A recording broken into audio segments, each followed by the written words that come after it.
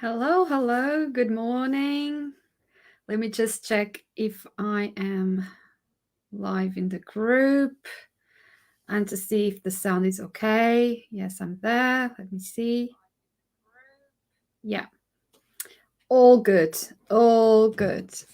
Hello, if you're watching live, let me know. If you're watching on replay, let me know also. Um, let me know in a scale of 1 to 10 how you're feeling today. 1 being not very good, 10 being amazing. Let me know how you're feeling. And yeah, let's get started. So, as I promised last week, hi Louise, how are you doing? How are you feeling from a scale of 1 to 10? Um, so, as I spoke last week, we are covering shadow work today. And I asked a few months ago in the group if any of you were, any of you knew what shadow work is, or if you ever heard about it. And most of you said that you didn't know what shadow work is. Um, And shadow work is an important piece in the spiritual development, spiritual awakening, and soul expansion. Because doing shadow work is the thing that will bring you closer to embracing who you truly are, the good, the bad, and ugly. Meaning what you perceive to be good, bad, and ugly. Oh, you said that you are a 4 right now. Do you know why? Are you feeling a bit? Is it emotionally? Is it spiritually? If you want to share, of course. If you don't, that's okay. Um, but yeah, there is nothing wrong with feeling a 4. I felt this week. I felt like a 2, to be honest, the whole week. And I know I felt extremely exhausted, extremely tired. I still feel, you probably feel my energy is not like very hype today. But the thing is, when we are healing and transmuting in this healing journey, it's very common to then feel very, very tired. And no matter how many hours a day you sleep, you wake up really tired. And this is because we are integrating our healing, and it takes a lot of energy. It takes a lot of energy in our bodies and and our spirits. And we need is a way of that our body is communicating with us and telling us we need to you need to rest, you need to ground and just rest so we can regenerate energy again. Overwhelmed and drained, I see you and I feel you. The draining is real, but perhaps the fact that you are listening to this video and I too felt so drained during this week, perhaps you are also integrating some kind of healing. Because most times when we feel like nothing is moving on the material world, in our physical world, we are, as a friend told me yesterday, we are moving mountains somewhere. And that takes a lot of energy. It's massive work. So no wonder that we feel overwhelmed and drained and without energy, because we are integrating all that kind of work that we are doing. And even though we don't see it, it's happening. And it's happening, and we will shift. We'll have that shift, that breakthrough very, very soon. It's not going to be like this forever. So I see you, Louise, and I'm sending you so much love and healing. So yeah, shadow work is a very, very part of this journey of healing, actually. And for me, I've been doing some shadow work lately, and I see the link here. I see the connection here with with feeling drained now and this healing integration. The thing is, we were born whole. As babies, we were perfect, we were whole.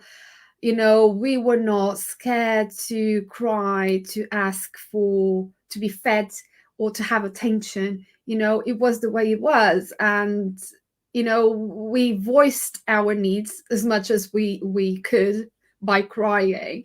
um so we our needs could be met. But the thing is, we get to an age around 5 years old that we start to understand the world around us a little bit. And we start to get this sense of identity through the lenses of our parents, our grandparents, you know, our carers, no matter what they are, the people that spend more time with us. We start to get a sense of our identity through their lenses. And we all know that what our parents or our carers sometimes perceive as being brilliant, amazing, positive, and what they also perceive to be wrong and disapproved is what then will make us learn what aspects of ourselves are acceptable and those aspects of ourselves that are not acceptable. So, what they perceive to be wrong or dangerous, not allowed, disapproved, or what they perceive to be, you know, a gift, a talent, a strength, we start identifying with it. But the danger is the the unconscious mind do not understand this. So what we learn that is wrong and is rejected and it's disapproved, we start to hide. We start to bury those aspects of ourselves because we want to be accepted, we want to be loved, we want to make our parents proud. So we start rejecting those aspects of ourselves. And it is rejection, is when actually rejection starts um to happen in our lives. And it is because we are mirroring the projections of our carers and our parents and then teachers. So Carl Jung, which is a massive person in the spiritual and psychological development, he was the one that started to refer to these aspects of ourselves that we reject, we deny, we hide as shadows. Because they are shadows, because they are aspects that are not exposed to the light of our consciousness. We hide them deep in the unconscious mind. And that's how the term shadow and shadow work started to come to the surface and be what it is now. The thing is, there is this misconception, huge misconception that our shadows are only what is the bad or what is perceived to be bad and negative, that only contains that. And so we avoid actually looking into it because, hello, is bad, is dangerous. I'm not going there. I don't want to see what I already feel guilt and shame around. So, no. But that's a big misconception because actually the shadow includes also positive aspects of ourselves. And that's what is called the golden shadow. The golden shadow includes our talents, our strengths, our gifts that somehow we also repressed or denied or rejected because we wanted to be accepted and loved. You know, if the our carers, our parents, perceived our talent as being a confrontation, it's being a competition, or even at school with other peers and the teachers, we started to learn, okay, me having this strength, this gift, it's dangerous for me. People don't accept it, they don't see it well, so I will reject this part of me as well. I will reject it, and I will not go there because I want to be accepted and loved. And so you hide that golden aspect of yourself. And a good way to see what those golden shadows that you have hidden inside is when you look up at someone. Imagine that you have a celebrity, or you have a coach, a mentor, maybe someone in your family that you really like. You are in awe with that person. You really love something about that person, and the reason why you love it and you appreciate it and inspires you, someone that really inspires you, it's because you have that aspect within you already. So you actually being mirrored what you already have. And that's a good way of knowing, what is it that you have but you reject.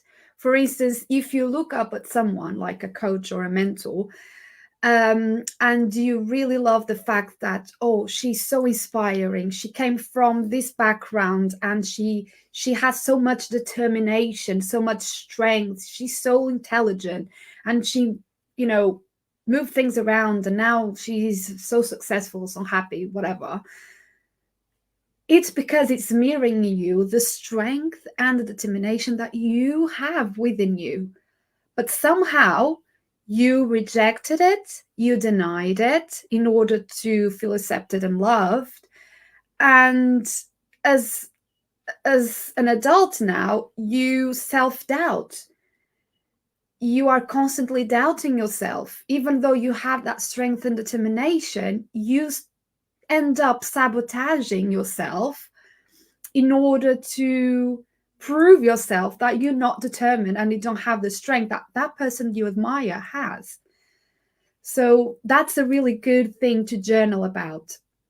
What are the persons that you look up to, that inspire you, and what are they already mirroring you in you, what your soul already recognizes that you have within you.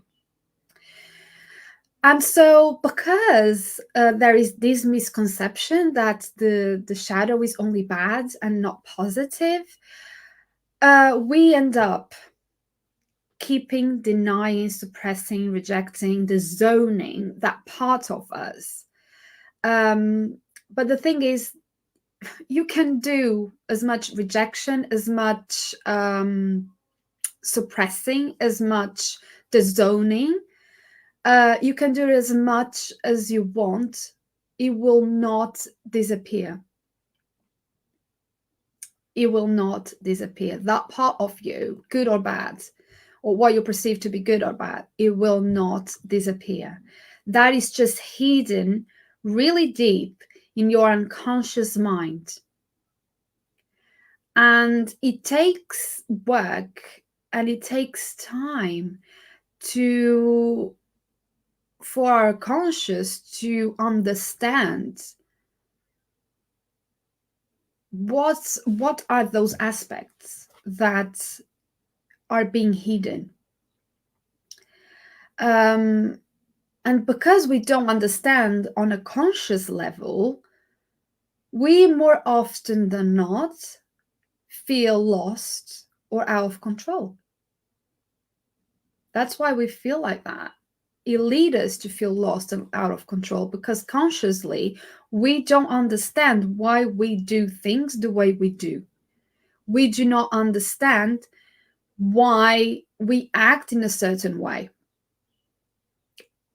Because we don't understand it, we feel out of control and we feel lost. We don't understand why we're being triggered.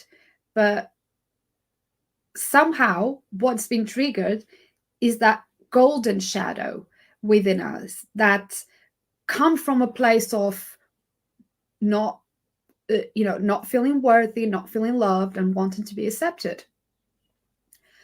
So because we are so scared to face those aspects of ourselves that we spend so much energy and time suppressing and rejecting, we resist doing the shadow work. And we resist doing it because, yes, we don't want to face it. We know that's going to be painful. We know that we're going to be face to face with things that brought us shame, brought us guilt, blame. And we don't want to feel that way. Let me know if you ever felt, in terms of being inspired by someone, if, this is a light bulb moment for you. And also, if you are aware of what aspects of yourself that you perceive to be wrong and that you hide because, you were told when you were young, either that you were too loud, that either that you were too clever, too bossy, and so you repress those parts of you. Does this resonate with you? Let me know in the comments, please. So yeah, the thing that we don't understand is that by suppressing and rejecting these aspects of ourselves and not doing the shadow work, we are actually rejecting ourselves. The self-rejection starts with us. It's not so much other people are rejecting us. We are rejecting ourselves. We are not accepting who we are. We are not showing our true selves because we are too afraid to be rejected. We are too afraid not to be accepted. We are too afraid to be disappointed, to be hurt. And so we don't do this shadow work. We don't do it. And then we start rejecting ourselves. And that starts in childhood. That's where it all starts. So the way to start looking at this is to see this discovery of these aspects of yourself that you perceived as being wrong, that you repressed, that you rejected, both the golden shadow and the dark shadow, if you can say that. You can start seeing this self-discovery as an opportunity for self-growth, for embarking in your spiritual awakening, and an opportunity for your soul to expand, for your soul to grow, to learn its karma, and fulfill its purpose in this lifetime. Because the thing is, no matter how long and how many times you try to hide these shadow aspects of yourself, the shadow will always keep chasing you. Every minute of every day, your shadow will try to get your attention, will always be chasing you until you are willing to do the work. So there is no point hiding from it, because the energy you're spending avoiding and denying and repressing and rejecting, it brings so much weight. It takes a lot from you. That's why we feel drained and we feel tired and we feel lost and we just want a break because we are not willing to see what needs healing. We are not willing to go there. So there is no point. And yes, I'm not going to lie, it can be painful. And it can be painful in the sense that it's hard. It's hard to recognize the things that we don't want to identify with. That's what is painful about doing the shadow work. It's not painful. Yes, you're gonna remember things that you don't want to. You will remember the first time you felt that rejection and you felt that those things were wrong, definitely. But I think the most painful thing and why people avoid doing the shadow work, it's actually because you don't want to face and recognize the aspects that you don't want to identify with. We don't want to admit that we are judgmental, that we are controlling, that we are bossy, that we are rude, that we are, that we are these things that society and culture instilled in us that is wrong, that is not accepted, that is too much, that is, bad. And that's what's painful about doing this work. But the only way to consciously heal these repressed aspects of ourselves and to live a life that is free and is peaceful and you really feel lightweight, you don't feel this heavy weight in your shoulders, is really to do this work, is really to embrace your wholeness. And is not embracing your wholeness is not just the good things, the perceived negative things as well. Actually, that's even more important. When you can look at the mirror and say, yes, I'm a bit of a control freak. I really like to get things, be on top of things and control. But when you are triggered, or when you are faced with a situation that you feel that urge to be in control and control other people's emotions and what they do with their lives, or whatever, you can step back and say, okay, this is my shadow. I will need some more work on this. I recognize that my shadow is there. Let me step back and don't do it, or don't do it this way, and just recognize, oh yeah, I like to be in control of things. I apologize if I come across as being very controlling, or that was not my intent to do this, or can you please keep me on the loop so I can feel less anxious about this? There are ways around it.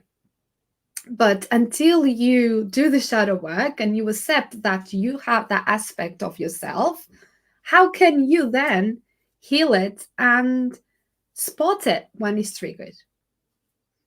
Right? It's embracing this wholeness, embracing who we are. Because when we know, in essence, who we are, both the negative and the positive aspects, we then live free, because we no longer are running away. We no longer are spending so much energy worrying, if this person finds out that I'm like this, they will not love me, they will reject me. You no longer worry about what other people think of you, what judgments they do, because you accept it. You accept who you are. So it doesn't really matter what other people think. And that's how the freedom comes to be. So, yeah, shadow work is ultimately simply the process of giving attention and giving love to the parts of yourself that you perceived wrong and that you rejected. That's all that is. Let's this sink. I'm going to repeat again. Shadow work is ultimately the process of giving attention and giving love to the aspects of yourself that you perceived wrong and that you rejected. Isn't that beautiful? Isn't that less scary? Isn't that empowering? When you get to choose, when you get to make the choice to give attention and give love to the parts of you that need that attention and that love, just like a child, just like you would do with your children, explaining to them, I love you, I love you, I accept of you. Is nothing wrong with you. That's who you are. I'm just explaining there are situations and situations that can be turned around or can be done with more compassion and kindness. But that's what shadow work is. Shadow work is giving attention and love to the parts of yourself that you perceived wrong and you rejected. It is the work of conscious enlightenment and embodiment of your true self. Because we are loved, you are loved, you are whole, just like when you came to this world a baby and you were perfect and whole. It's the same thing. You were not scared then to voice your needs, to cry when you were hungry or you needed attention or you needed a nappy change. You were not scared to be demanding. You just voiced your needs, and now is the same thing. You are still perfect. You are still whole. And these aspects that you perceive to be wrong, or the culture, society perceive to be wrong, they are not. You are not broken. You don't need fixing. You just need to accept it, give it attention, give it love, and embrace it as part of who you are.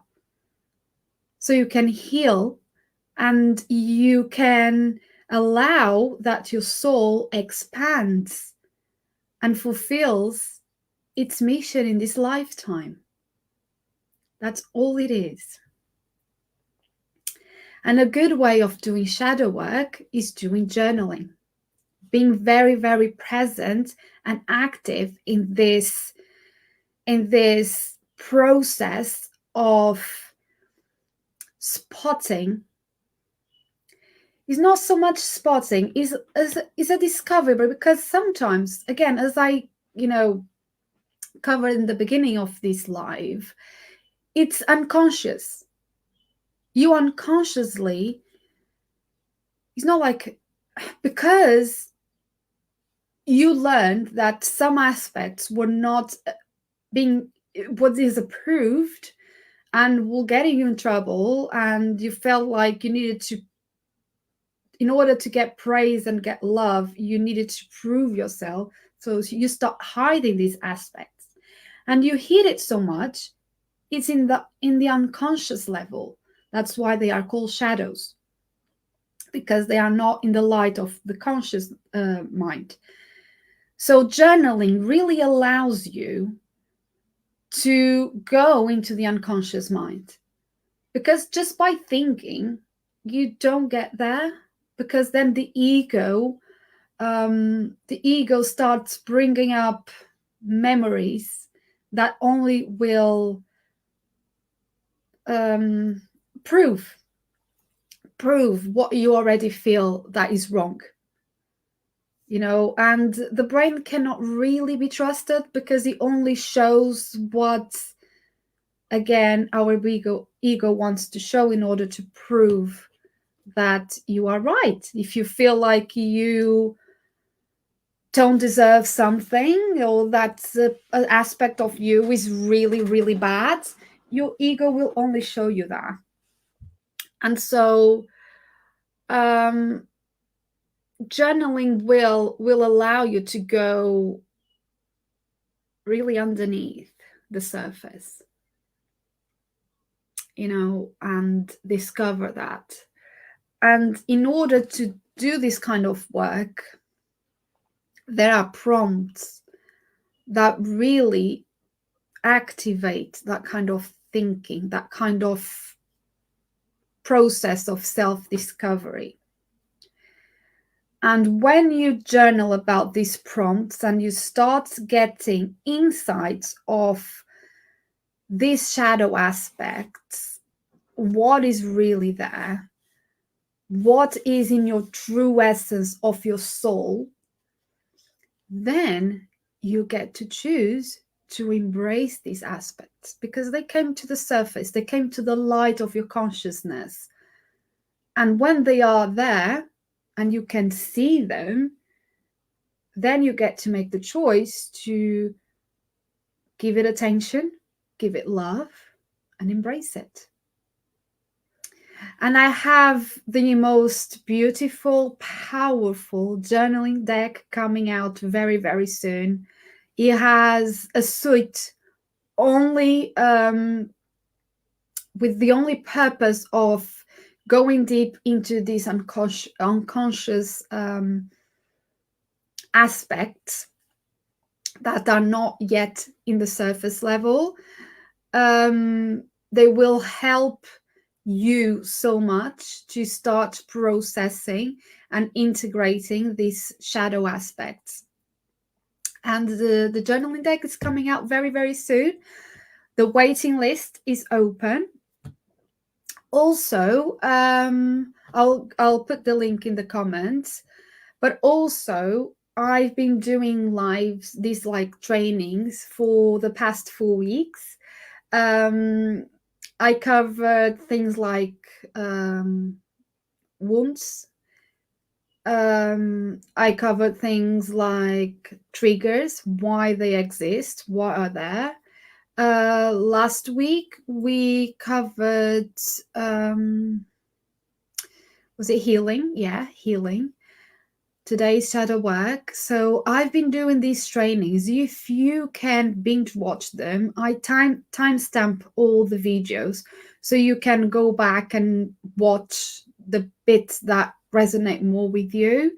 So if you feel called to go back to these trainings, they are in the guide sessions, and binge watch them. They give you so many insights about how to do this kind of healing, and what are, for instance, the core beliefs that are hidden and that are triggered, and what are triggers and what those triggers do, and how to